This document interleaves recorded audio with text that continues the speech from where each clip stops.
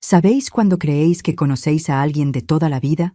Compartís la cama, los sueños, los secretos más profundos, y en un solo segundo descubrís que habéis dormido al lado de un desconocido durante más de 20 años?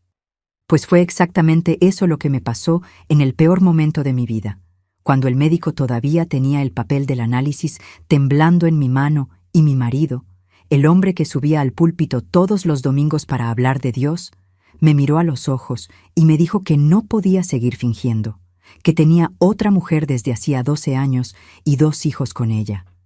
12 años, queridos míos.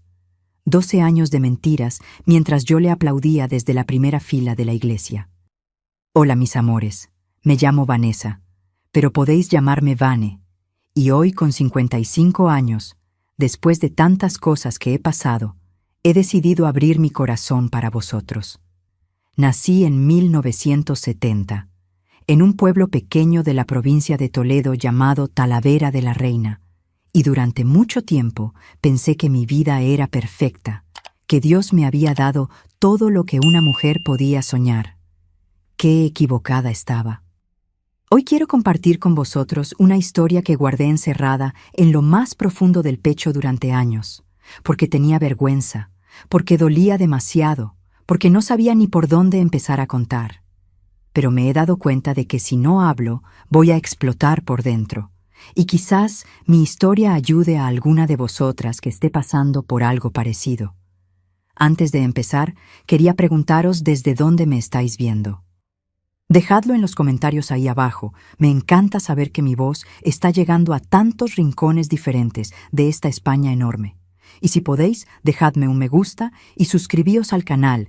Eso ayuda un montón a esta señora de aquí a seguir compartiendo estas historias que pesan en el corazón. No tenéis ni idea de cuánto cada like, cada comentario, cada nueva suscripción me da fuerzas para continuar. Es como si no estuviera sola en este camino, ¿sabéis? Crecí en una familia muy religiosa, queridos míos. Mi padre, Joaquín, era diácono de la iglesia evangélica que frecuentábamos desde que tengo uso de razón. Y mi madre, doña Carmen, era de esas mujeres que no se perdían ni un culto, que llegaban siempre una hora antes para arreglar las flores del altar y organizar los himnarios. Nuestra casa olía a bizcocho los domingos y a cera de suelo los sábados, cuando mi madre dejaba todo reluciente para recibir el día del Señor. Yo tenía 3 hermanos menores y era la mayor, así que desde pequeña aprendí a cuidar, a servir, a poner las necesidades de los demás por delante de las mías. Mi madre siempre decía que la mujer de Dios tenía que ser así, sumisa, dedicada, silenciosa. Hoy veo cómo esas palabras me fueron moldeando para aceptar cosas que nunca debería haber aceptado. Vivíamos en una casa sencilla de 3 dormitorios en la calle Carnicerías, bien en el centro del pueblo. Recuerdo todavía el ruido de los autobuses pasando por la mañana temprano, el olor a pan caliente de la panadería de don Osvaldo en la esquina, el sonido de las campanas de la iglesia mayor que tocaban todos los días a mediodía en punto. Era una vida tranquila, ¿sabéis? De esas que crees que van a durar para siempre. Mi padre trabajaba como mecánico en un taller pequeño, ganaba poco, pero siempre trajo el sustento a casa. Mi madre no trabajaba fuera, cuidaba de la casa y de nosotros con una dedicación que hoy reconozco como amor, pero también como prisión. No tenía vida propia, no tenía sueños propios. Existía solo para servir. Estudié hasta terminar el bachillerato, allá por 1988, en un instituto bien cerquita de casa. Siempre fui alumna del montón. No era de las más listas, pero tampoco suspendía. Me gustaba lengua, escribir redacciones, leer los libros que la profesora Cleonice recomendaba. Soñaba con ser profesora también, con dar clase a niños pequeños. Pero mi familia no tenía condiciones para meterme en una carrera universitaria, y en realidad tampoco se incentivaba mucho eso de que las mujeres estudiaran demasiado.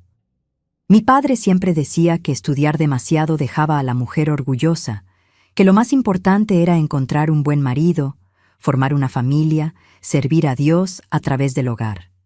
Fue justamente en la iglesia donde conocí a Aurelio. Había llegado al pueblo a principios de 1989 enviado por la congregación para asumir el trabajo de evangelización en nuestra zona. Yo tenía 19 años y él 27. Cuando vi a aquel hombre alto, de hombros anchos, cabello bien peinado hacia atrás con brillantina, sonrisa fácil y voz firme subir al púlpito por primera vez, sentí mi corazón dispararse de una manera que nunca había sentido antes. Llevaba un traje gris bien planchado, corbata azul marino, zapatos negros que brillaban incluso en el suelo de cemento de la iglesia. Tenía presencia, ¿sabéis? Cuando empezó a predicar, era como si ya no existiera nadie más allí. Su voz llenaba cada rincón de aquel salón, grave y a la vez dulce, firme pero acogedora. Recuerdo que en aquel primer culto habló sobre el amor de Dios, sobre cómo el Señor tenía un plan perfecto para cada uno de nosotros, sobre cómo deberíamos confiar incluso cuando no entendiéramos. Me sorprendí pensando que Él era la prueba viva de aquel plan perfecto. Un hombre guapo, dedicado a Dios, que había dejado todo en una ciudad más grande para venir a evangelizar a gente sencilla como nosotros en el pueblo. ¿Qué más podía querer una chica? Mi madre se dio cuenta de mi mirada diferente cuando volvimos a casa después del culto. Sonrió de aquella manera suya y dijo bajito: «Cuidado con el corazón, Vanessa. El hombre de Dios también es hombre». En aquel momento no entendí bien qué quiso decir con eso. Hoy lo entiendo perfectamente. Aurelio alquiló una casa pequeña en la calle Corredera, al otro lado del pueblo, y empezó a hacer visitas en las casas de los fieles durante la semana.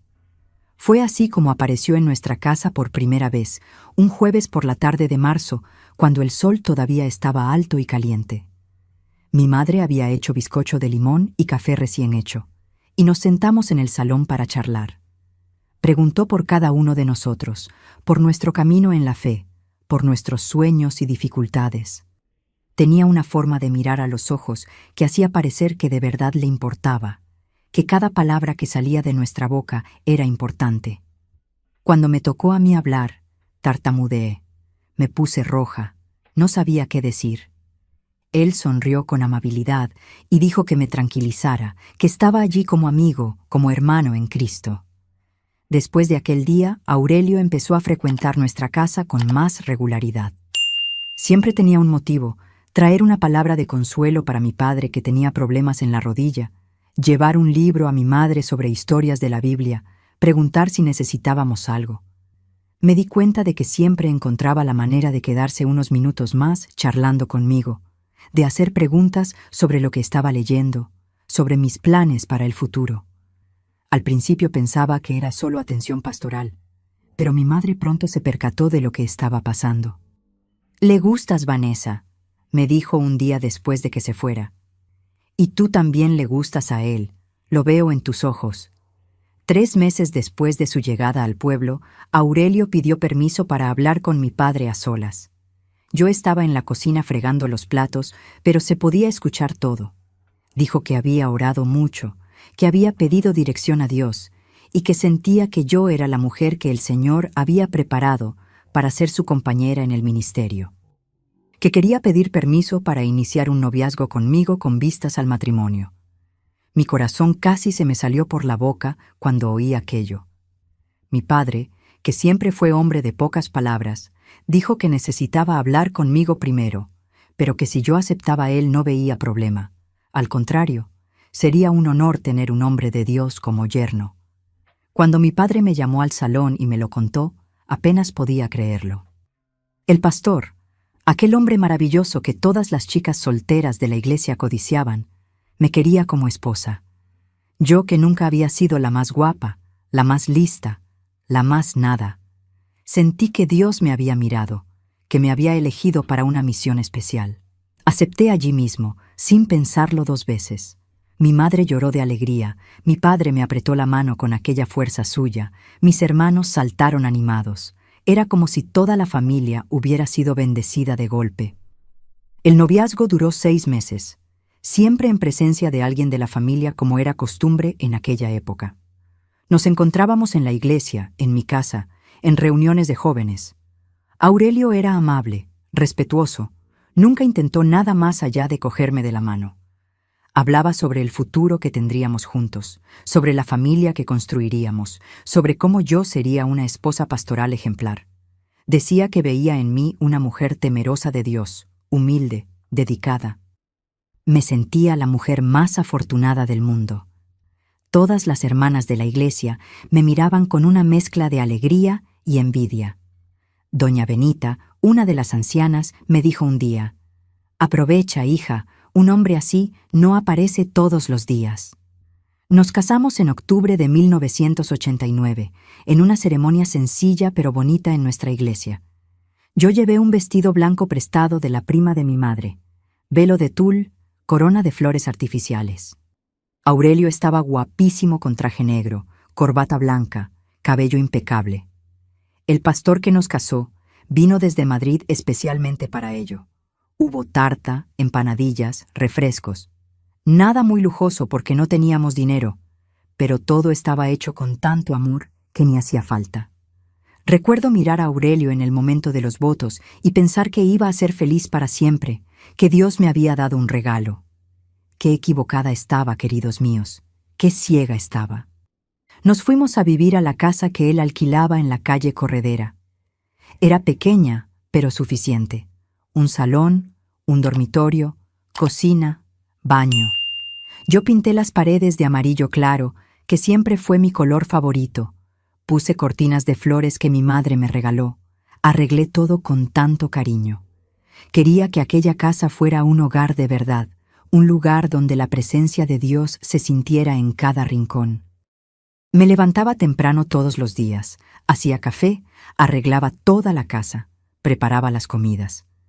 Aurelio pasaba la mayor parte del día visitando fieles, preparando sermones, estudiando la Biblia.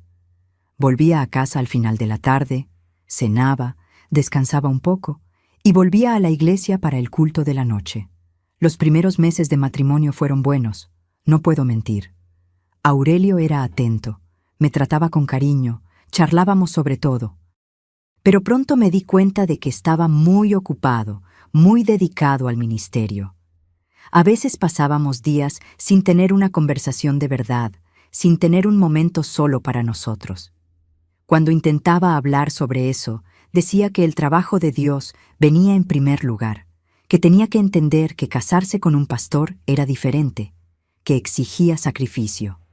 Y yo aceptaba, porque me habían criado para aceptar, para no cuestionar, para ser la esposa sumisa que las mujeres de iglesia debían ser. Me quedé embarazada a principios de 1990. Fue una alegría inmensa cuando lo descubrí. Lloré mucho de felicidad. Aurelio también se alegró, pero de una manera más contenida. Dijo que ahora tendría que cuidar bien de mi salud, descansar bastante, porque estaba llevando un regalo de Dios. El embarazo fue tranquilo, sin grandes problemas. Seguí cuidando de la casa, participando en los cultos, ayudando en las actividades de la iglesia. Las hermanas hacían baby shower, traían ropita, daban consejos. Mi madre venía a casa todos los días a ayudarme con algo. Me sentía amparada, querida. Nuestra hija nació en septiembre de 1990, una niña preciosa, de pelo negrito, ojos grandes. Le pusimos de nombre Paloma, en honor a mi abuela materna que había fallecido poco tiempo antes. Aurelio se puso radiante. Dijo que Dios había bendecido nuestro hogar con una princesita. Los primeros meses con Paloma fueron a la vez maravillosos y agotadores. Lloraba mucho por la noche, mamaba cada 3 horas, yo vivía cansada, con ojeras profundas. Aurelio ayudaba cuando podía, pero el ministerio ocupaba casi todo su tiempo. Yo lo entendía, o al menos intentaba entenderlo. Al fin y al cabo, estaba haciendo la obra de Dios. 2 años después, llegó nuestro segundo hijo, un niño al que llamamos León, como el padre de Aurelio. Nació en 1992, en julio, en pleno verano. Era un bebé enorme, casi 4 kilos, y el parto fue difícil. Pasé días recuperándome, sintiendo mucho dolor. Aurelio estaba tan ocupado con la construcción del nuevo templo de la iglesia que apenas tuvo tiempo de visitarme en el hospital. Mi madre fue quien se quedó conmigo, cuidó de mí y de los dos pequeños. Empecé a sentir una soledad extraña, incluso estando siempre rodeada de gente. Tenía una sensación de vacío que no conseguía explicar. La vida fue siguiendo así, queridos míos, en una rutina que parecía no cambiar nunca. Me levantaba temprano, cuidaba de los niños, arreglaba la casa, hacía la comida, lavaba la ropa, participaba en los cultos, ayudaba en la iglesia. Aurelio estaba cada vez más involucrado en el ministerio, que crecía rápidamente. La congregación, que era pequeña cuando él llegó ahora, tenía más de 200 personas. Construyeron un templo nuevo, más grande, con sonido, bancos tapizados. Se convirtió en una figura importante en el pueblo. Todo el mundo conocía al pastor Aurelio. La gente venía de lejos para escucharle predicar. Le invitaban a eventos en otros pueblos, a conferencias, retiros. Empezó a viajar mucho. Los viajes comenzaron de forma esporádica, pero pronto se hicieron frecuentes. Aurelio salía el jueves y volvía solo el domingo por la noche, o el lunes por la mañana. Decía que estaba llevando la palabra de Dios a otros lugares, que era importante expandir el ministerio. Yo me quedaba sola con los niños, cuidando de todo, esperando que volviera. Cuando volvía, estaba cansado, necesitaba descansar, preparar el sermón del domingo. No sobraba tiempo para nosotros, para la familia. Nuestro matrimonio se convirtió en una sociedad, mis amores. Vivíamos en la misma casa, pero eran vidas separadas. Intenté hablar con él varias veces. Le decía que me sentía sola, que los niños estaban creciendo sin el padre cerca, que le necesitaba presente. Aurelio me escuchaba con paciencia, pero siempre terminaba diciendo que estaba siendo egoísta, que no entendía la importancia de su trabajo, que debería tener más fe, más dedicación. Y yo me sentía culpable, pensaba que realmente estaba siendo egoísta, que no era una buena esposa de pastor. Al fin y al cabo, ¿cuántas mujeres no soñaban con estar en mi lugar? Tenía que ser agradecida, sumisa, dedicada. Los años fueron pasando y me fui acostumbrando a aquella soledad. Paloma creció, se convirtió en una chica preciosa, inteligente, estudiosa. León era más travieso, pero también muy cariñoso. Ellos eran mi alegría, mi razón para seguir adelante. En 1998, cuando Paloma tenía 8 años, invitaron a Aurelio para asumir una iglesia más grande en Madrid. Era una oportunidad increíble, dijo, una bendición de Dios. Vendimos la casa, lo arreglamos todo y nos mudamos. Madrid era un mundo completamente diferente. La ciudad grande, el ruido, el movimiento, tanta gente, tanta prisa. Compramos una casa en un barrio llamado Vallecas, de 3 dormitorios, con un patio pequeño. Los niños se extrañaron al principio, pero pronto se adaptaron. Paloma entró en un colegio privado que la iglesia pagaba, León también. Aurelio estaba radiante con la nueva posición. La iglesia nueva era enorme, tenía más de 1000 miembros, estructura profesional, equipo de alabanza, todo muy organizado. Se convirtió en una figura aún más importante, conocido en toda la ciudad. ¿Y yo? Yo seguí siendo la esposa dedicada, cuidando de la casa, de los hijos, participando en las actividades de la iglesia. Solo que ahora, en una ciudad grande, mi soledad aumentó. No conocía a nadie, no tenía mis amigas de Talavera, mi madre estaba lejos. Las mujeres de la iglesia nueva eran más frías, más ocupadas con sus propias vidas. Me sentía una extraña, incluso siendo la esposa del pastor principal. Empecé a tener crisis de llanto sin motivo aparente, dolores de cabeza constantes, insomnio. Pero no decía nada a nadie. La esposa del pastor no podía demostrar debilidad, tenía que ser fuerte, ejemplo para las otras mujeres. Aurelio ahora viajaba aún más. Los fines de semana casi no estaba en casa, siempre en algún congreso, conferencia, encuentro de pastores. Cuando estaba en Madrid, vivía en el despacho de la iglesia, en reuniones, atendiendo a gente. Nuestro matrimonio ya no tenía nada de intimidad desde hacía años. Apenas nos tocábamos, conversaciones verdaderas entonces, ya ni existían. Pero había aprendido a vivir así, a no esperar nada más allá de lo básico. Tenía mis hijos, tenía la iglesia, tenía mis obligaciones. Era suficiente, o me convencía de que lo era. Fue en 2003 cuando todo empezó a derrumbarse de verdad, queridos míos. Tenía 33 años cuando empecé a sentir unos bultos pequeños en el pecho izquierdo. Al principio no le di mucha importancia, pensé que era normal, que se pasaría. Pero los bultos fueron aumentando, volviéndose dolorosos. Tardé meses en decir algo porque siempre ponía las necesidades de los demás por delante de las mías. Fue Paloma, que en aquel momento tenía 13 años, quien se dio cuenta de que algo iba mal. Me vio quitándome la blusa un día y preguntó por una mancha morada que había aparecido. Entonces decidí buscar un médico. Pedí cita con un ginecólogo en una clínica cerca de casa. Fue en julio de 2003. Recuerdo que hacía un frío horrible y yo temblaba más de miedo que de frío. El médico me examinó y enseguida se puso serio. Dijo que necesitaba hacerme una mamografía urgente, que aquello no tenía buena pinta. Me hice la prueba la semana siguiente y volví a buscar el resultado con el corazón en un puño. Cuando el médico abrió la puerta de la consulta y me llamó, vi por su cara que no eran buenas noticias. Me senté en la silla y fue directo. Señora Vanessa, lamentablemente hemos confirmado un tumor maligno en el pecho izquierdo. Es cáncer. Queridos míos, cuando dijo aquella palabra, mi mundo se paró. Cáncer. La enfermedad que todo el mundo temía, que se llevaba a tanta gente. ¿Me iba a morir? ¿Mis hijos se iban a quedar sin madre? Empecé a llorar allí mismo.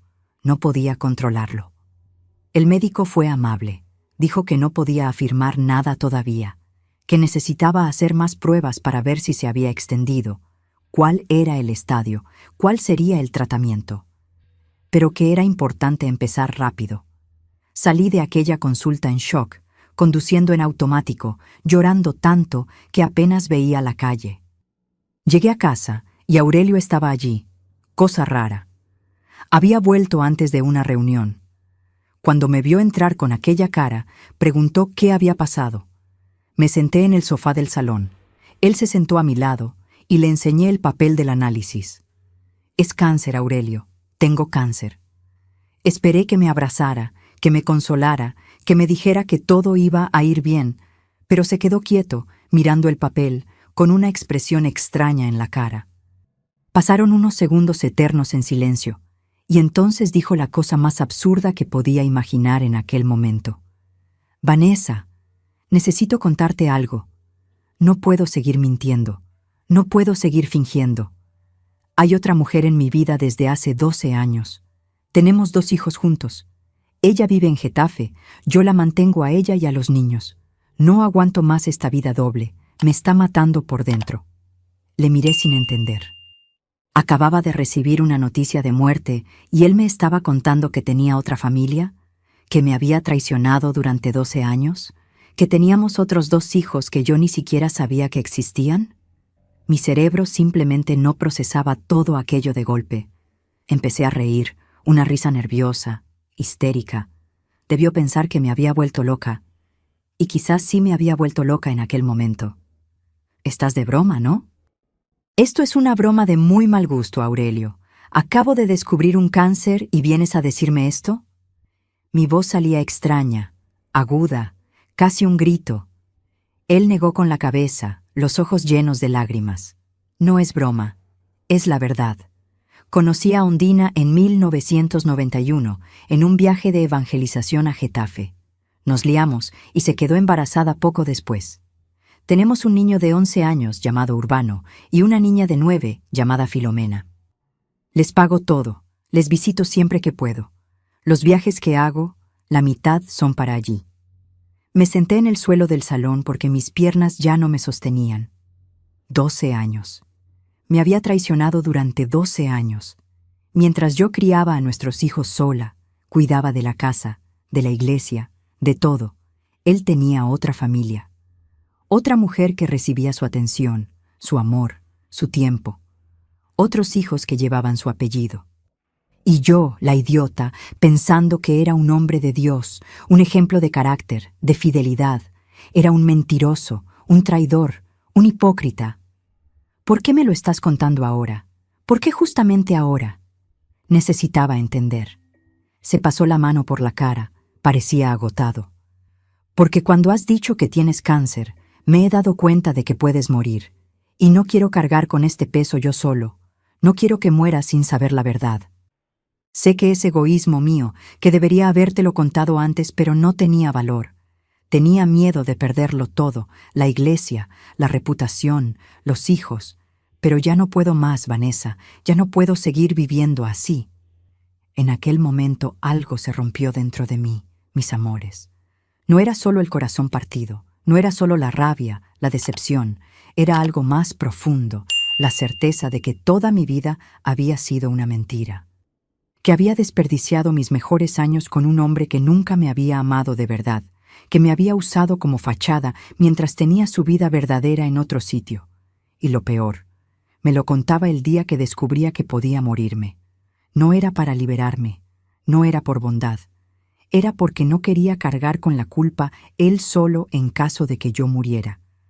Me levanté del suelo con una fuerza que no sé de dónde salió. Le miré a los ojos y le dije con una voz que no parecía mía: «Sal de mi casa. Sal ahora. No quiero verte nunca más». Intentó hablar, cogerme del brazo, pero me aparté. «Sal, vete con tu otra familia, ya que es ahí donde quieres estar, pero no vuelvas más por aquí, y puedes estar seguro de que todo el mundo va a saber quién eres realmente». Aurelio se fue aquella noche y no volvió más. Me quedé sola en el salón, sentada a oscuras, intentando procesar todo lo que había pasado. Cáncer y traición el mismo día. ¿Cómo iba a contárselo a mis hijos? ¿Cómo iba a seguir viviendo después de aquello? Lloré hasta no tener más lágrimas, hasta que me dolía el cuerpo de tanto sollozar. Cuando Paloma y León llegaron del colegio, ya me había lavado la cara, me había puesto una máscara de normalidad. Les dije que su padre había viajado de última hora, que iba a estar fuera unos días. Mirad, queridos míos que me estáis acompañando hasta aquí, dejadme que os pregunte algo. ¿Habéis pasado alguna vez por alguna situación donde parecía que Dios se había olvidado de vosotros? ¿Donde todo lo que podía salir mal salió mal de golpe? Contádmelo en los comentarios ahí abajo, quiero saber si alguien se identifica con lo que estoy contando. Y si este vídeo os está tocando de alguna manera, dejadme un me gusta. Eso me da fuerzas para seguir compartiendo estos recuerdos que duelen tanto en el pecho. En los días siguientes, fui haciendo los análisis que el médico me había pedido. Sola. Iba en autobús hasta la clínica. Esperaba horas, me hacían las pruebas, volvía a casa. Lloraba escondida en el baño para que los niños no me vieran. No le conté a nadie sobre el cáncer al principio. Tenía vergüenza, miedo. No quería preocupar. Mi madre llamaba desde Talavera preguntando por mí y yo mentía. Decía que todo estaba bien. No tenía valor para contarle lo de Aurelio, lo de la traición. La vergüenza era demasiado grande. El resultado de los análisis complementarios salió en 2 semanas. El cáncer estaba en estadio 2. Había empezado a extenderse a los ganglios linfáticos, pero todavía no había llegado a otros órganos. El médico dijo que necesitaba operarme para quitar el tumor y posiblemente todo el pecho, dependiendo de lo que encontraran durante la intervención. Después vendría la quimioterapia, quizás radioterapia. Era un tratamiento largo, difícil, que iba a dejarme muy débil, y tendría que enfrentarme a todo eso sola, porque el hombre que juró estar a mi lado en la salud y en la enfermedad me había abandonado en el momento en que más le necesitaba. La operación se programó para agosto de 2003. Ya no podía ocultárselo más a los niños, así que me senté con Paloma y León y les conté lo del cáncer. Paloma lloró mucho, me abrazó fuerte, dijo que me ayudaría en todo. León, que solo tenía 11 años, se quedó más callado, asustado, pero también prometió ser fuerte. Sobre su padre, solo les dije que se había ido, que no iba a volver. No tuve valor para contarles toda la verdad, todavía no. Se quedaron confusos, preguntaron por qué, pero les dije que eran cosas de mayores, que lo entenderían cuando fueran más grandes. Llamé a mi madre en Talavera y se lo conté todo. Se desesperó. Quería venir inmediatamente a Madrid, pero le pedí que esperara hasta después de la operación, que necesitaba organizarme primero.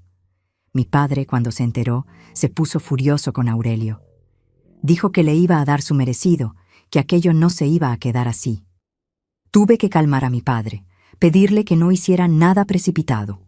Lo último que necesitaba era más líos en mi vida. La noticia de la separación empezó a correr por la iglesia. Aurelio había desaparecido, no volvió a aparecer para predicar, no dio explicaciones a nadie. Los líderes estaban desesperados, intentando entender qué había pasado. Algunas hermanas vinieron a mi casa a preguntar, a ofrecer ayuda. Les daba las gracias, pero no contaba los detalles. Solo decía que teníamos problemas de pareja y que yo estaba enferma, necesitando tratamiento. La mayoría se quedaba cortada, no sabía qué decir, se iba enseguida. Hubo una hermana, Cleonice, que era del área de visitas de la iglesia, que insistió más. Era una mujer de unos 60 años, viuda, que siempre había sido muy dedicada. Llegó a mi casa una tarde con un tupper de sopa y dijo que no se iba a ir hasta que le contara bien lo que estaba pasando. Acabé desmoronándome, se lo conté todo, el cáncer, la traición, los hijos que él tenía con otra mujer, los 12 años de mentiras. Cleonice se quedó blanca, se llevó la mano al pecho, parecía que se iba a desmayar. Dios mío, Vanessa, el pastor Aurelio, no puede ser verdad. Pero era verdad, y ella vio en mi cara que no estaba mintiendo. Cleonice me abrazó y lloró conmigo. Dijo que me ayudaría en lo que necesitara, que no me iba a abandonar. Y cumplió su palabra. En los meses siguientes, fue una de las pocas personas que se quedaron a mi lado de verdad. La mayoría de los hermanos de la iglesia desaparecieron. Algunos porque tenían vergüenza, otros porque no sabían cómo actuar, otros porque pensaban que yo debía tener algo de culpa también, que si mi marido me había traicionado era porque no había sido lo suficientemente buena esposa. Esta es la parte más dolorosa, queridos míos. Cuando más necesitas apoyo, la gente te abandona. Cuando estás en el fondo del pozo, encuentran millones de excusas para no tender la mano. La operación tuvo lugar un lunes por la mañana. Entré en el quirófano temblando de miedo, sola, porque no dejaron que Paloma entrara conmigo. Lo último que recuerdo antes de que la anestesia hiciera efecto fue la cara de la enfermera mirándome con pena. Me desperté horas después con un dolor horrible, todo el pecho vendado, tubos saliendo de mí, náuseas, mareos. El médico vino a verme y dijo que la operación había sido exitosa, que habían conseguido quitar todo el tumor visible, pero que habían tenido que extirpar todo el pecho porque la zona afectada era grande. Mastectomía total, lo llamó. Me habían quitado un pecho. Miré hacia abajo, hacia las vendas que cubrían mi pecho, y una nueva capa de pérdida se instaló. No era solo el matrimonio que había acabado, no era solo la salud que estaba comprometida. Era mi cuerpo también, mi feminidad. Me sentía mutilada, incompleta, desfigurada. Lloré allí en la cama del hospital, ese llanto silencioso que duele más porque se queda atascado en la garganta. La enfermera intentó consolarme, dijo que con el tiempo me acostumbraría, que muchas mujeres pasaban por esto y seguían adelante. Pero en aquel momento no conseguía ver ningún futuro, solo veía pérdida tras pérdida. Estuve 3 días ingresada. Paloma venía a visitarme todos los días después del colegio. Se quedaba allí sentadita a mi lado, cogiéndome de la mano. León también venía, pero estaba más incómodo. No sabía qué hacer, qué decir. Eran solo niños lidiando con cosas de adultos, situaciones que ningún niño debería tener que enfrentar. Mi madre llegó el segundo día. Vino en autobús desde Talavera. Cuando me vio en aquella cama de hospital, toda vendada, delgadita, pálida, se derrumbó. Se sentó en la silla al lado de la cama y lloró como una niña. Hija mía querida, ¿qué te han hecho? Cuando me dieron el alta, Volví a casa y la vida se convirtió en una rutina de dolor y medicinas.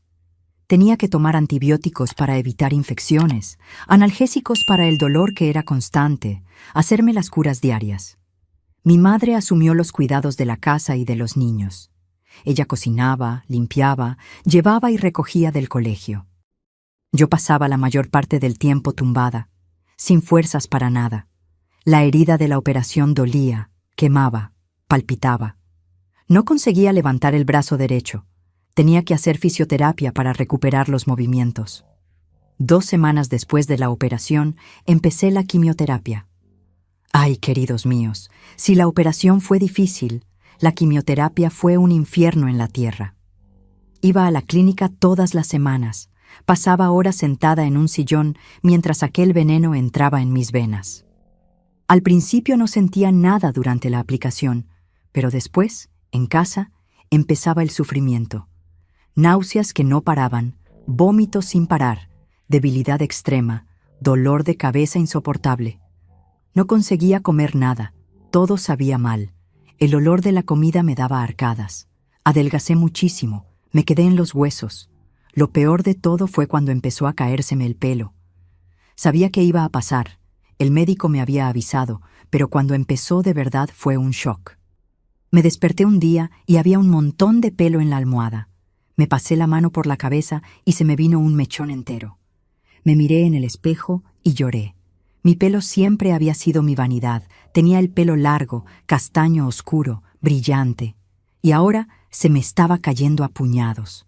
En cuestión de días me quedé con calvas enormes. Parecía enferma de verdad. Parecía que me iba a morir en cualquier momento. Paloma, que siempre fue una niña sensible, me vio llorando en el baño un día. Entró, se quedó mirándome y entonces dijo: «Mamá, vamos a raparlo todo. Será mejor que verlo caer poco a poco». Cogí la maquinilla que usábamos con León y ella misma me rapó la cabeza. Fue un momento extraño, doloroso, pero también de conexión entre nosotras. Ella estaba allí, con 13 años, rapando la cabeza de su propia madre, siendo más fuerte que muchos adultos que yo conocía. Cuando terminó, me miré en el espejo completamente calva. No me reconocí. Aquella mujer calva, delgada, sin un pecho, no era yo. Era una desconocida. Compré unas pelucas baratas en una tienda del centro. Quedaban artificiales. Todo el mundo se daba cuenta de que eran pelucas, pero las llevaba igual porque no tenía valor para salir calva a la calle.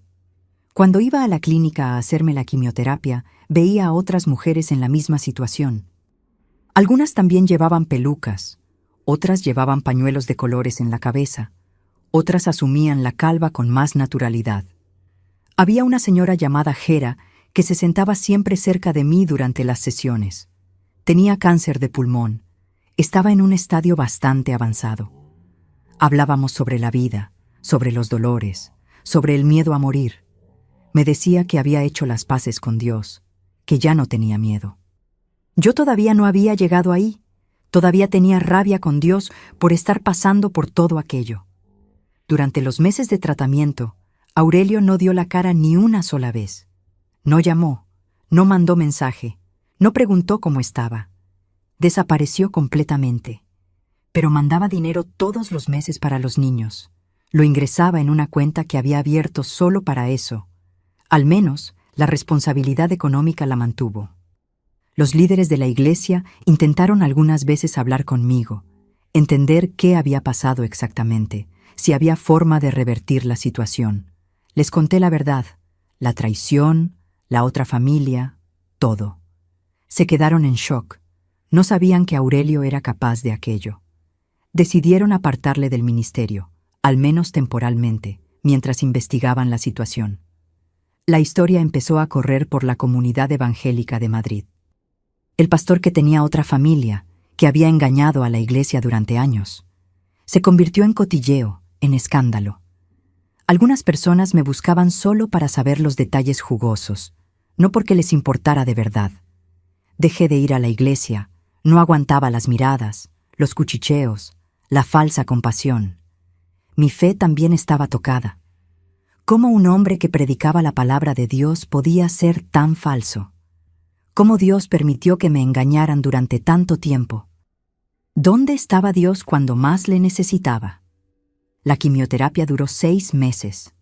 6 meses de infierno, de sufrimiento, de casi tirar la toalla todos los días.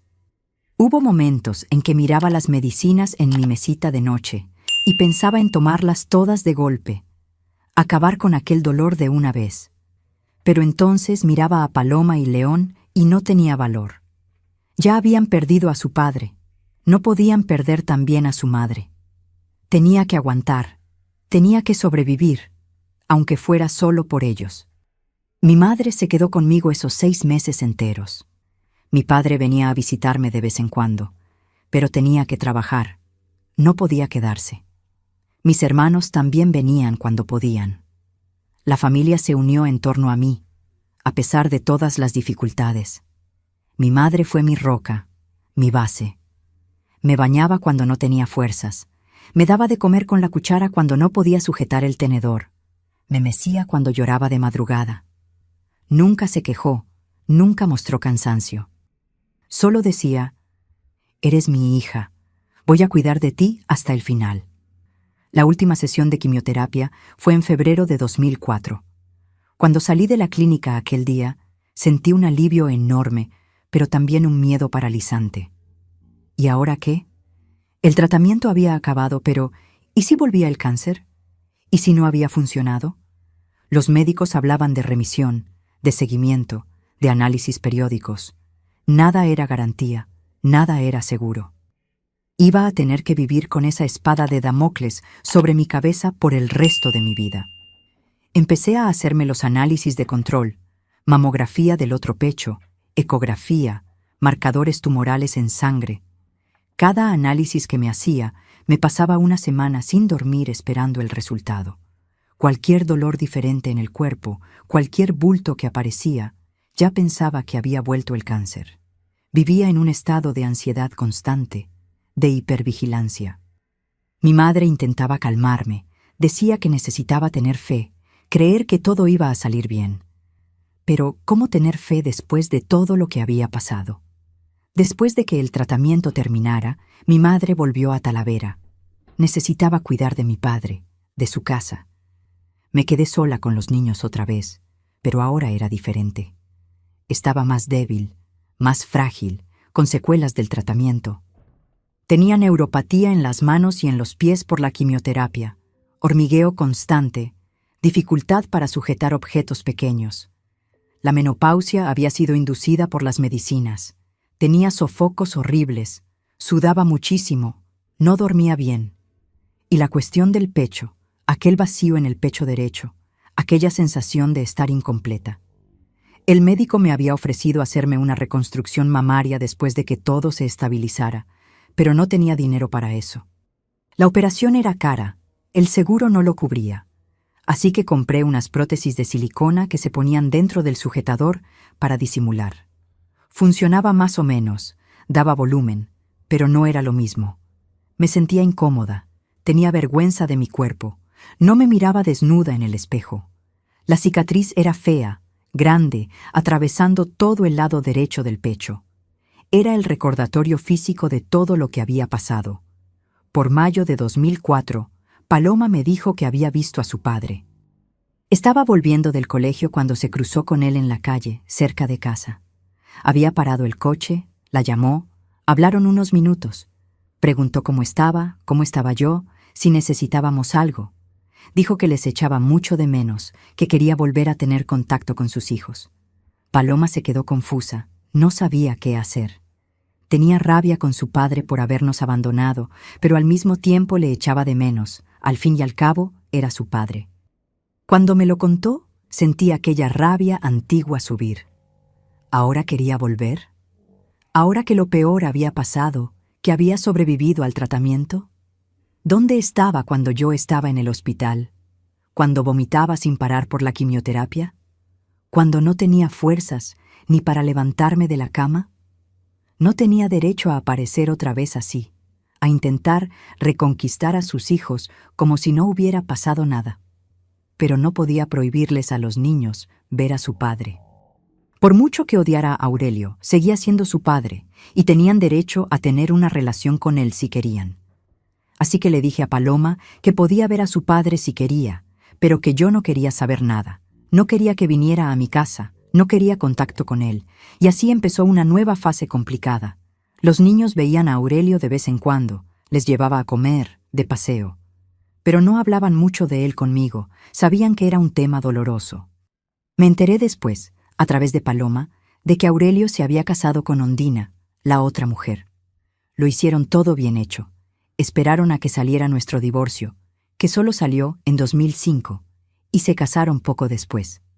Estaba viviendo con ella y sus 2 hijos en Getafe, trabajando en una iglesia más pequeña, intentando reconstruir su vida. Sentí una punzada de algo que no era exactamente celos, pero era una sensación mala. Él había conseguido seguir adelante.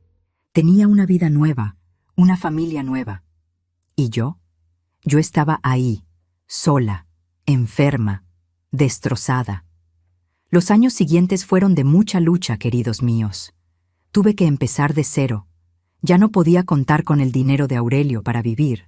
Solo recibía la pensión de los niños que apenas daba para sus gastos básicos. Necesitaba trabajar, pero ¿qué sabía hacer yo?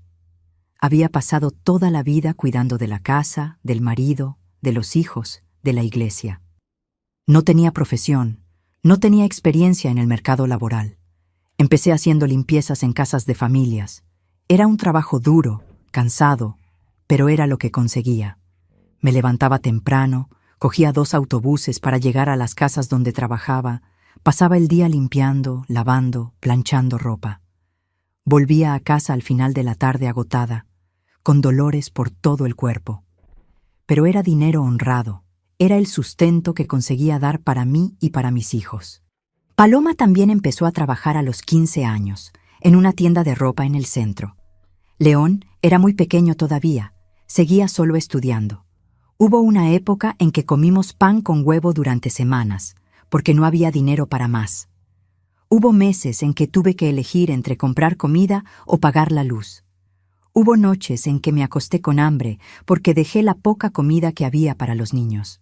Pero nunca me quejé, nunca les dejé ver cuánto estaba sufriendo. Necesitaba ser fuerte, ser su refugio, aunque por dentro estuviera completamente destrozada. Nuestra vida se volvió muy diferente de la vida que teníamos cuando estaba casada con Aurelio. Antes vivíamos en una casa buena, teníamos coche, los niños estudiaban en colegio privado, no faltaba nada. Ahora seguíamos viviendo en la misma casa, pero habíamos vendido el coche, los niños se habían cambiado a un colegio público, contábamos cada céntimo. Fue una caída brusca, un choque de realidad. Pero nos enseñó el valor de las cosas, el valor del trabajo, de la dignidad. Durante todo ese periodo, seguía haciéndome los análisis de control del cáncer religiosamente. Cada 6 meses iba al oncólogo, me hacía mamografía, ecografía, sangre. Siempre con aquel miedo en el pecho de escuchar que el cáncer había vuelto. Pero gracias a Dios, los análisis salían limpios. 6 meses, 1 año, 2 años, 3 años. Cada año que pasaba sin recidiva, aumentaban las posibilidades de que me hubiera curado de verdad. El médico decía que después de 5 años sin recidiva, las probabilidades caían mucho. Fue en una de esas revisiones, en 2007, cuando el médico me preguntó sobre la reconstrucción mamaria. Le dije que no tenía medios económicos para eso. Me habló de un programa que había en el hospital donde hacían la operación gratuitamente para mujeres de bajos ingresos que habían tenido mastectomía. Era una lista de espera larga, dijo. Podía tardar años, pero si quería entrar en la lista, él podía hacer la derivación. Estuve pensando en aquello durante semanas. ¿Tenía sentido? ¿Iba a cambiar algo en mi vida? Ya me había acostumbrado a la prótesis, al cuerpo tal como estaba. Pero al mismo tiempo, todavía me molestaba mirarme en el espejo y ver aquella cicatriz, aquel vacío. Decidí entrar en la lista. Si algún día me llegaba el turno, ya vería si me la hacía o no, pero al menos estaba en la lista. Paloma terminó el bachillerato en 2007, con 17 años. Quería hacer una carrera. Había aprobado trabajo social en una universidad pública. Me sentí tan orgullosa de ella, mi niña guerrera, que lo había conseguido a pesar de todas las dificultades. Siguió trabajando en la tienda durante el día y estudiaba por la noche. Era agotador, cansado, pero ella nunca se quejaba. Había sacado de mí aquella fuerza, aquella determinación. León era más tranquilo, menos centrado en los estudios. Le gustaba jugar al fútbol, estar con los amigos. Tenía miedo de que se perdiera, de que entrara en malos caminos. Madrid era grande, había muchas cosas malas en la calle. Así que era estricta con él, controlaba los horarios, preguntaba con quién estaba, dónde iba. Se quejaba, decía que era pesada, controladora, pero era por su bien, para protegerle. Las visitas de Aurelio con los niños fueron espaciándose con el tiempo. Estaba involucrado con la nueva familia, con su ministerio. Paloma y León también se fueron alejando de él, como algo natural. Veían su hipocresía, un hombre que predicaba una cosa y hacía otra. Cuando Paloma cumplió 18 años, en 2008, dijo que no quería ver más a su padre, que había perdido todo el respeto por él. León siguió viéndole esporádicamente, más por obligación que por ganas. Fue en 2009, 5 años después del diagnóstico del cáncer, cuando recibí la llamada del hospital. Me había llegado el turno para la reconstrucción mamaria. Casi no me lo creía. Me había olvidado de que estaba en la lista. La administrativa me explicó todo el proceso. Dijo que era una operación grande, que iba a tardar meses en recuperarme del todo, que habría varias etapas. Preguntó si todavía me interesaba. Le dije que sí. Me hice la primera operación en octubre de 2009. Usaron tejido de mi barriga para reconstruir el pecho, una técnica que llamaban TRAM. Fue una operación larga, complicada. Estuve ingresada casi una semana. La recuperación fue dolorosa, parecía que me había atropellado un camión. Pero cuando me quitaron las vendas y vi el resultado por primera vez, lloré. No era perfecto, tenía cicatrices, no era exactamente igual al otro pecho. Pero estaba ahí, tenía volumen, tenía forma, me sentía más completa, más mujer. Hubo otras 2 operaciones pequeñas después para hacer ajustes, poner el pezón, igualar el tamaño de los 2 pechos. Todo el proceso llevó más de 1 año. Pero al final, en 2010, cuando todo estaba cicatrizado, conseguía mirarme en el espejo y no sentir aquella vergüenza de mi cuerpo. Todavía tenía las marcas, las cicatrices. No era un cuerpo perfecto, pero era mi cuerpo, que había pasado por tantas cosas, que había sobrevivido. Queridos míos que me estáis acompañando hasta aquí, los que habéis pasado por alguna enfermedad grave, sabéis lo difícil que es recuperar no solo el cuerpo, sino la mente, el alma. Contadme en los comentarios cómo fue para vosotros. Y si este vídeo os está llegando, dejadme un me gusta. Eso me anima muchísimo a seguir contando todos estos recuerdos. En 2011 pasó algo que no esperaba. Conocí a un hombre. Se llamaba Silverio, tenía 52 años, era viudo. Su mujer había fallecido de un ictus 3 años antes. Nos conocimos en una cola del banco, de esas casualidades de la vida. Él estaba quejándose de la espera, yo también. Empezamos a charlar. Era simpático, tenía una sonrisa bonita, ojos amables. Cuando salimos del banco, me preguntó si me apetecía tomar un café con él. Me quedé cortada. Hacía tanto tiempo que no tenía ningún interés romántico de nadie que ni sabía cómo reaccionar. Pero acepté. Empezamos a vernos de vez en cuando. Silverio era mecánico, tenía un taller pequeño. Era un hombre sencillo, trabajador, honrado. No tenía nada que ver con Aurelio. Donde Aurelio era falso, Silverio era verdadero.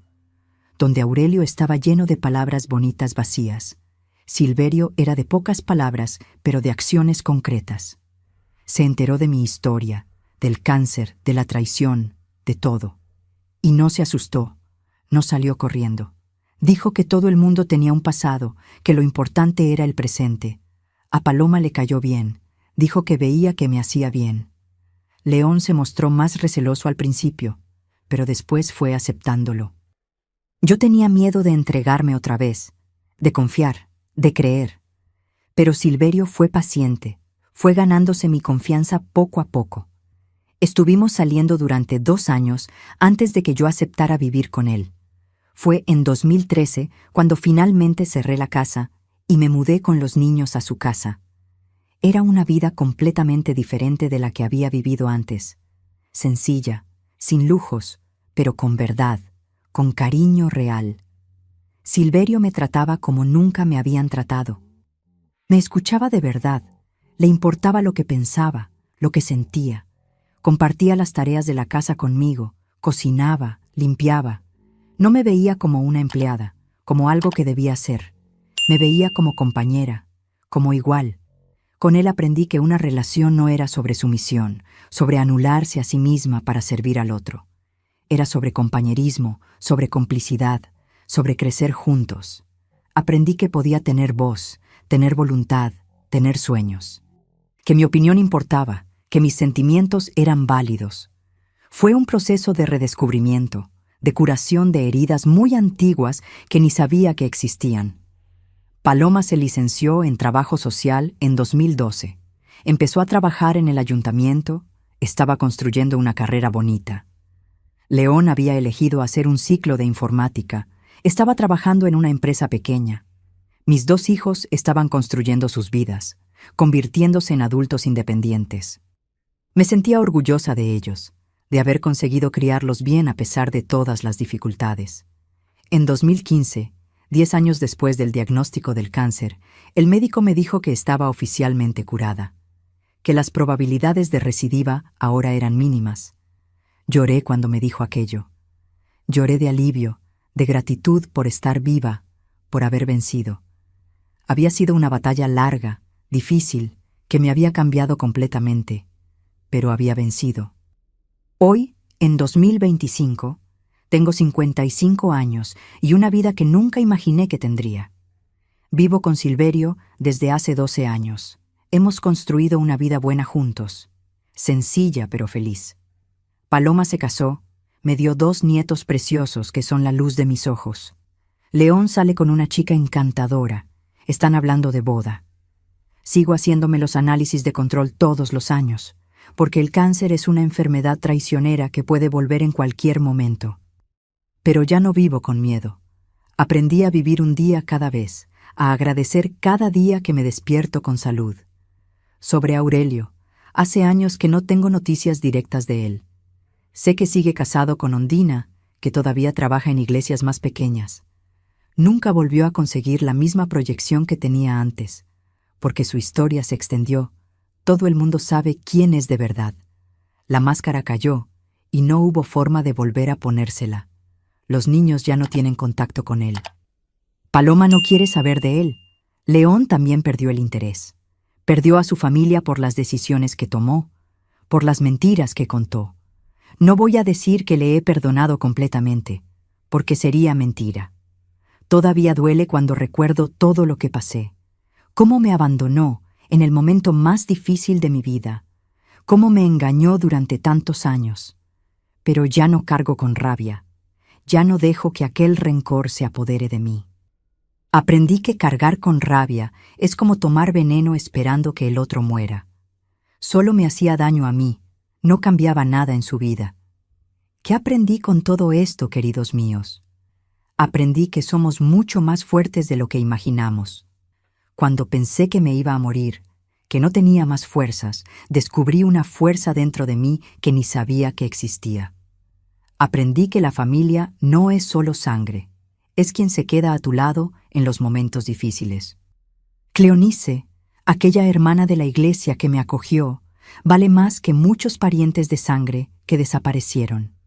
Aprendí que la religión no es garantía de carácter, que hay mucha gente usando el nombre de Dios para engañar a los demás. Aprendí que podemos empezar de nuevo a cualquier edad, que nunca es tarde para ser feliz. Yo pensaba que mi vida había acabado a los 33 años, cuando descubrí el cáncer y la traición el mismo día. Pero hoy, a los 55, veo que aquello fue solo el final de un capítulo, no del libro entero. Había muchas cosas buenas esperándome al otro lado de todo aquel dolor. Aprendí que nuestro cuerpo es más resistente de lo que pensamos. Pensé que nunca me recuperaría de la mastectomía, que nunca me sentiría mujer otra vez.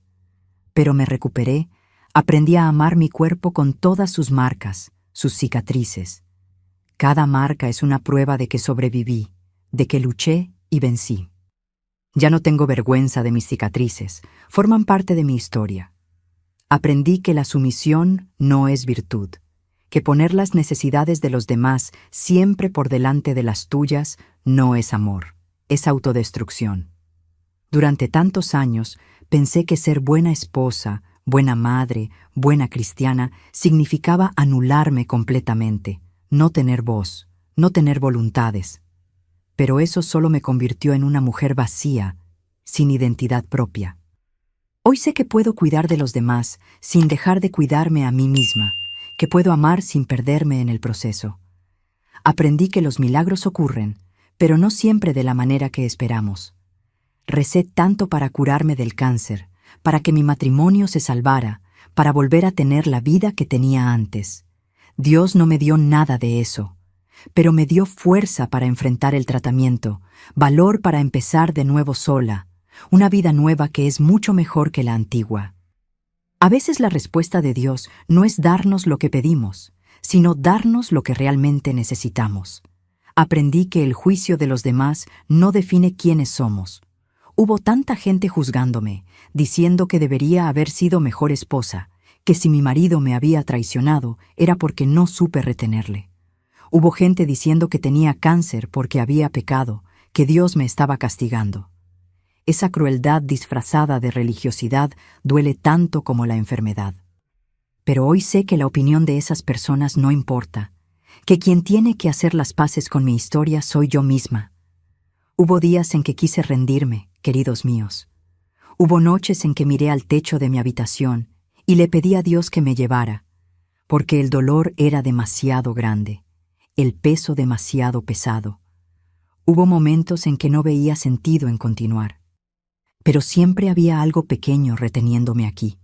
La sonrisa de Paloma llegando del colegio, el abrazo fuerte de León, el olor del bizcocho que hacía mi madre, la conversación con Cleonís, el primer rayo de sol de la mañana entrando por la ventana. Eran cosas pequeñas, pero eran suficientes para hacerme ver que valía la pena intentarlo un día más. Y fue intentándolo un día cada vez como llegué hasta aquí. No fue fácil, no fue rápido, no fue bonito. Fue doloroso, fue largo, estuvo lleno de tropiezos y recaídas. Hubo días en que pensé que había conseguido superar todo, y de repente un recuerdo me tiraba abajo otra vez.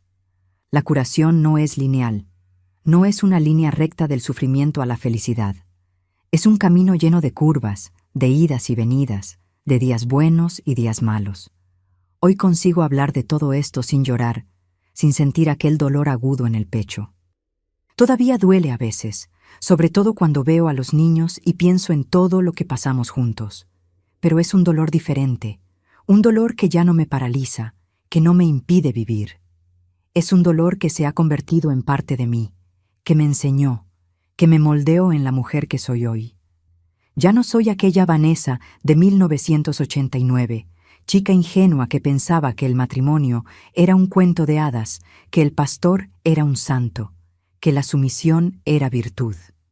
Aquella Vanessa murió en algún lugar entre la sala de quimioterapia y los días vacíos después de que Aurelio se fuera. La Vanessa que existe hoy nació del dolor, nació de las cenizas de aquella vida que se derrumbó. Y esta Vanessa es más fuerte, más sabia, más verdadera. Silverio me enseñó que el amor no tiene por qué doler, que una relación sana no tiene mentiras, no tiene traición, no tiene juego de poder. Con él aprendí que se puede ser compañera sin ser sumisa, que se puede cuidar sin anularse, que se puede amar sin perderse a sí misma. Nunca intentó controlarme, nunca quiso que fuera diferente de lo que soy. Me aceptó con todas mis heridas, todas mis inseguridades, todos mis miedos. Y fue esa aceptación la que me permitió finalmente curarme de verdad. Hoy trabajo en un colegio público, en la cocina, preparando el comedor para los niños. No es un trabajo glamuroso, pero es honrado, es digno, y me gusta. Me gusta ver a los niños comiendo la comida que preparo, saliendo satisfechos, con energía para estudiar. Siento que estoy marcando la diferencia, aunque sea pequeña, en sus vidas.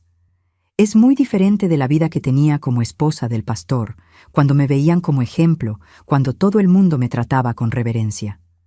Pero es una vida más verdadera, más real. Paloma a veces me pregunta si me arrepiento de haberme casado con Aurelio, si lo haría diferente si pudiera volver atrás en el tiempo. Siempre respondo que no lo sé. Claro que hubo mucho sufrimiento, mucho dolor, muchas cosas que no merecía haber pasado. Pero si no me hubiera casado con él, no tendría a Paloma y León, que son las mayores alegrías de mi vida. No habría aprendido las lecciones que aprendí. No sería la mujer fuerte en la que me he convertido. Así que quizás todo ocurrió exactamente como debía ocurrir. No es que crea que Dios planeó todo aquel sufrimiento, que quiso que pasara por todo aquello. No puedo creer en un Dios que causa dolor a propósito en sus criaturas. Pero creo que Dios estaba conmigo durante el sufrimiento, sujetándome cuando pensé que me iba a caer, dándome fuerzas cuando ya no me quedaban. Y que de alguna forma, en medio de toda aquella oscuridad, me estaba moldeando, preparándome para una vida mejor. Mi relación con la fe cambió mucho después de todo lo que pasé. Ya no voy a la iglesia, no puedo. Tengo mucho rencor hacia las instituciones religiosas, hacia los líderes que abusan del poder, hacia las personas que usan a Dios para manipular a los demás. Pero todavía creo en Dios, todavía rezo, todavía busco esa conexión espiritual. Solo que lo hago a mi manera ahora, sola, sin intermediarios, sin rituales vacíos. Es una fe más sencilla, más personal, más verdadera. A veces me encuentro con gente de la antigua iglesia en la calle. Algunos fingen que no me ven, cruzan al otro lado, se quedan cortados. Otros vienen a hablar conmigo, a preguntar cómo estoy, a decir que me echan de menos. Siempre soy educada, pero no creo lazos. Aprendí que muchas de esas amistades eran condicionales, existían solo mientras estaba casada con el pastor, mientras formaba parte de aquella estructura. Cuando caí, cuando necesité de verdad, la mayoría desapareció. Cleonis es la única de aquella época con la que mantuve contacto. Ella también salió de aquella iglesia después de todo lo que pasó. Se decepcionó con la forma en que los líderes manejaron la situación. Nos vemos de vez en cuando, tomamos café, charlamos sobre la vida. Tiene 75 años ahora, está más mayor, pero sigue con aquel corazón enorme, aquella generosidad toda. Ella me salvó en aquellos días más oscuros, y nunca lo voy a olvidar. Mi madre tiene 80 años ahora. Todavía vive en Talavera con mi padre, que tiene 83. Su salud no está muy bien. Mi padre ha tenido algunos problemas de corazón. Mi madre tiene artrosis fuerte. Voy a visitarles siempre que puedo. Llevo a los nietos para que los vean. Mi madre siempre me abraza fuerte cuando me voy, como si tuviera miedo de no verme más. Sufrió mucho viendo todo lo que pasé. Cargó con mi dolor junto conmigo. Hoy dice que está orgullosa de la mujer en la que me he convertido, de la forma en que superé todo, y ese orgullo suyo significa el mundo para mí. Perfecto. Continúo con la adaptación del final. Mis hermanos también construyeron sus vidas. Estamos más distantes ahora, cada uno en su rincón, pero mantenemos contacto. Nos reunimos en las fiestas de fin de año, en los cumpleaños importantes. La familia se hizo más pequeña con el tiempo. Algunas personas se fueron, otras se alejaron. Pero los que se quedaron de verdad, y eso es lo que importa. Los nietos queridos míos son mi mayor alegría hoy. Paloma tiene 2, un niño de 5 años llamado Valdemar y una niña de 3 llamada Iracema. Son la razón de mi sonrisa, la luz de mis días. Cuando estoy con ellos, me olvido de todo lo que pasé, de todos los dolores, todas las pérdidas. Me hacen sentir que valió la pena haber luchado, haber sobrevivido, haber continuado. Porque estoy aquí para verles crecer, para formar parte de sus vidas, para ser la abuela que siempre quise tener. A veces, cuando estoy tumbada en la cama por la noche, Silverio durmiendo a mi lado, pienso en todo lo que pasé en estos 55 años. Pienso en la chica que era en Talavera, llena de sueños ingenuos, pensando que la vida era sencilla. Pienso en la joven que se casó a los 19 años, tan enamorada, tan ciega. Pienso en la mujer de 30 y tantos que descubrió un cáncer y una traición el mismo día, que pensó que el mundo se había acabado. Y veo a la mujer que soy hoy, marcada, herida, pero todavía de pie, todavía respirando, todavía capaz de amar y ser amada. ¿Y sabéis qué siento? Gratitud. Incluso con todo el dolor, con todo el sufrimiento, siento gratitud por estar viva, por haber tenido la oportunidad de empezar de nuevo, de descubrir quién soy realmente cuando no estoy intentando ser lo que los demás esperan de mí. Siento gratitud por mis hijos, por mis nietos, por Silverio, por mi madre que nunca me abandonó, por Cleonice que fue un ángel en el momento justo. No es que haya agradecido el cáncer, la traición, todo el sufrimiento. Nadie está loco como para agradecer el dolor, pero agradezco la fuerza que descubrí que tenía, el valor que no sabía que existía dentro de mí, la capacidad de levantarme cuando todo decía que debería quedarme caída. Agradezco haber sobrevivido cuando todo apuntaba a que debería haber tirado la toalla. Si pudiera daros un consejo a vosotros que me estáis escuchando, sobre todo a las mujeres que pasan o han pasado por situaciones parecidas, es este: no os rindáis. Incluso cuando parezca que no hay salida, que el dolor es demasiado grande, que ya no merece la pena, no os rindáis, porque al otro lado de todo ese dolor hay una vida esperándoos, una versión mejor de vosotras mismas, una oportunidad de empezar de nuevo. Y no tengáis miedo de dejar atrás lo que ya no sirve, aunque sea difícil, aunque sea doloroso. Matrimonios que no funcionan, iglesias que hacen daño, gente que solo sabe juzgar, ambientes tóxicos. Dejadlo atrás. La vida es demasiado corta para pasarla entera en lugares y situaciones que nos hacen mal. Merecéis ser felices, merecéis paz, merecéis amor de verdad. No os sometáis a relaciones abusivas en nombre de la religión, de la familia, de cualquier otra cosa. La sumisión no es virtud cuando te destruye por dentro. Respeto mutuo, compañerismo, amor verdadero, esos sí son virtudes. Y si la relación no tiene eso, no vale la pena insistir, solo porque alguien dijo que la esposa tiene que aguantarlo todo. Cuidaos la salud. Haceos las revisiones preventivas. Prestad atención al cuerpo. No ignoréis las señales. El cáncer es una enfermedad traicionera que ataca cuando menos lo esperamos. Cuanto antes se descubra, mayores son las posibilidades de curación. Yo dejé pasar los síntomas durante meses antes de ir al médico, y eso podría haberme costado la vida. No cometáis el mismo error que yo. Y sobre todo, no tengáis vergüenza de pedir ayuda cuando la necesitéis. Yo pasé tanto tiempo intentando ser fuerte sola, fingiendo que estaba bien cuando estaba destrozada, guardándome el dolor solo para mí. Eso casi me mata. No pasa nada por no estar bien, no pasa nada por llorar, no pasa nada por admitir que necesitas apoyo. Somos humanos, no estamos obligados a ser fuertes todo el tiempo. Mirad, queridos míos, esta historia que os he contado hoy no ha sido fácil de revivir. Hay momentos en que he tenido que parar de grabar porque las lágrimas venían, porque la emoción apretaba. Son recuerdos que todavía duelen, incluso después de tantos años.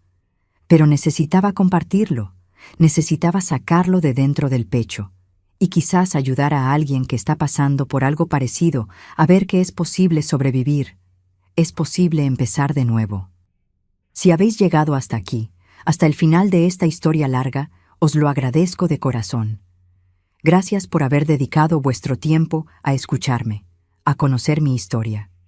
Dejadme en los comentarios qué os ha parecido, si habéis pasado por algo parecido, si esta historia os ha tocado de alguna forma. Me encanta leer los comentarios, me encanta saber que no estoy hablando sola. Y no olvidéis dejar vuestro me gusta, suscribiros al canal si todavía no lo estáis. Activad la campanita para no perderos los próximos videos. Tengo tantas otras historias todavía por contar, tantas cosas que pasé, que aprendí, que quiero compartir con vosotros. Cada like, cada nueva suscripción me da fuerzas para seguir abriendo mi corazón así. Decidme también desde dónde me estáis viendo. Puede ser de Madrid, de Andalucía, de Cataluña, de Galicia. Puede ser incluso desde fuera de España. Me hace muy feliz saber que mi voz está llegando lejos, que está alcanzando a personas en tantos sitios diferentes. Es como si formáramos una familia aquí, una comunidad de personas que se apoyan, que entienden los dolores unas de otras. Para aquellas de vosotras que estáis enfrentando un cáncer ahora, quiero deciros, tened fe. No la fe ciega de quien piensa que Dios va a resolverlo todo mágicamente, sino la fe de que tenéis fuerza interior para aguantar el tratamiento, para pasar cada día difícil, para sobrevivir. El tratamiento es duro, es doloroso. Hay días en que vais a querer rendiros, pero no os rindáis. Agarraos fuerte, buscad apoyo en quien realmente se preocupa por vosotras, y confiad en que es posible ganar esta batalla.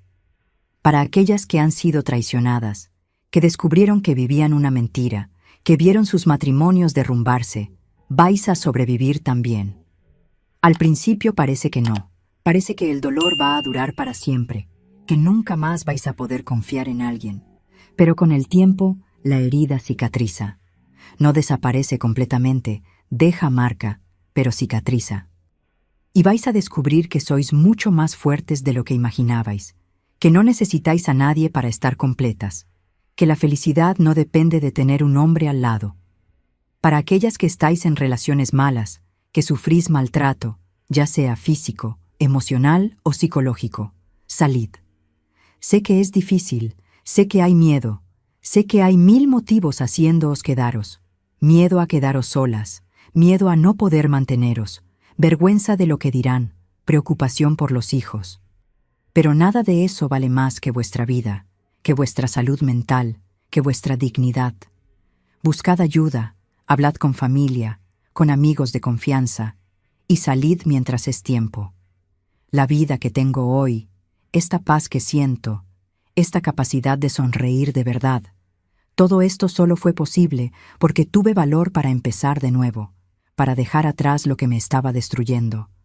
No fue fácil, no fue rápido, pero fue necesario, y fue la mejor decisión que he tomado en mi vida. Miro hacia atrás y veo cuánto camino he recorrido. De la chica insegura de Talavera hasta la mujer de 55 años que soy hoy. ¿Cuántas versiones diferentes de mí han existido en ese tiempo? La esposa dedicada, la madre agotada, la enferma, la abandonada, la superviviente, la mujer que renació de las cenizas. Cada versión enseñó algo. Cada fase dejó su marca. ¿Y sabéis cuál es la mejor parte de todo esto? Es saber que todavía no se ha acabado. Todavía tengo mucha vida por delante, muchas historias que vivir, muchas alegrías que experimentar. Mis nietos todavía van a crecer y quiero estar aquí para verlo. Quizás Paloma tenga más hijos, quizás León se case y me dé más nietos. Quiero estar presente, quiero formar parte, quiero dejar mi huella positiva en sus vidas, quiero viajar con Silverio, conocer lugares que nunca conocí, quiero aprender cosas nuevas, quizás hacer algún curso, desarrollar algún hobby. Quiero aprovechar cada día que Dios me dé, hacer valer cada segundo, porque sé ahora, después de todo lo que pasé, que la vida es preciosa, que cada día es un regalo, que no podemos desperdiciar nuestro tiempo en cosas y personas que no merecen la pena. A veces todavía tengo pesadillas sobre aquella época. Sueño que estoy de vuelta en la clínica haciéndome la quimioterapia, o que recibo la noticia del cáncer otra vez, o que Aurelio aparece queriendo volver. Me despierto sudada, con el corazón acelerado, desorientada. Pero entonces miro al lado y veo a Silverio durmiendo tranquilo. Recuerdo dónde estoy, recuerdo que todo aquello ya pasó. Y respiro aliviada, agradecida por estar aquí, en esta vida, y no en aquella. Las marcas físicas del cáncer todavía están aquí en mi cuerpo. Las cicatrices no desaparecen, son permanentes, pero aprendí a verlas con otros ojos. No son marcas de fealdad, son marcas de guerra. Son la prueba de que luché y vencí, de que mi cuerpo fue lo suficientemente fuerte para aguantar todo aquello y seguir funcionando. Son motivo de orgullo, no de vergüenza. Mi pelo volvió a crecer después de que terminara la quimioterapia, pero volvió diferente. Más fino, más canoso, con textura diferente. Lo llevo corto ahora, es más práctico, más fácil de cuidar. Y me gusta así, va con quien soy hoy. Una mujer sin tiempo, que perder con vanidades, que tiene cosas más importantes de las que preocuparse. La relación con mis hijos también cambió mucho. Antes, yo era solo la madre, la proveedora, la cuidadora. Hoy tenemos también una relación de amistad, de complicidad. Me ven como persona, no solo como madre. Hablamos de todo, me cuentan sus vidas, me piden consejos. Y yo los doy cuando creo que debo darlos, pero también reconozco que ya son adultos, capaces de tomar sus propias decisiones. Paloma se ha convertido en una mujer increíble.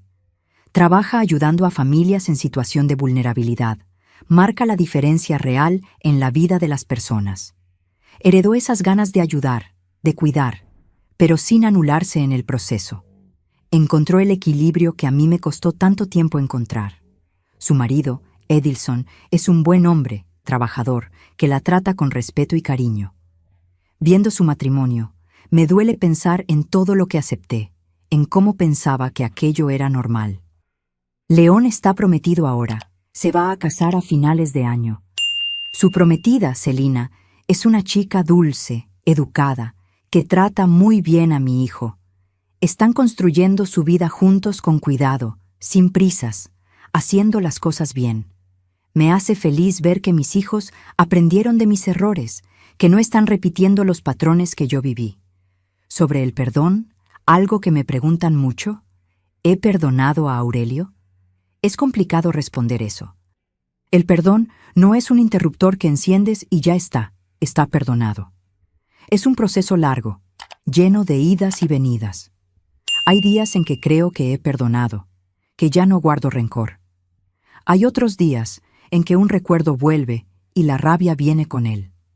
Pero ya no es esa rabia que consume, que ocupa todos mis pensamientos. Es una rabia pasajera que viene y va. Creo que lo más cerca que he llegado del perdón fue entender que Aurelio es un ser humano fallido como cualquier otro, que tomó decisiones egoístas, que hizo daño a mucha gente, pero que carga también con el peso de esas decisiones. Perdió a su familia, la reputación, el respeto. Tiene que vivir con la culpa de lo que hizo. Y eso, de cierta forma, ya es una consecuencia. No necesito seguir alimentando rabia por alguien que ya se destruyó solo con sus propias decisiones. Pero perdonar no significa olvidar, ni significa que lo que hizo fue aceptable.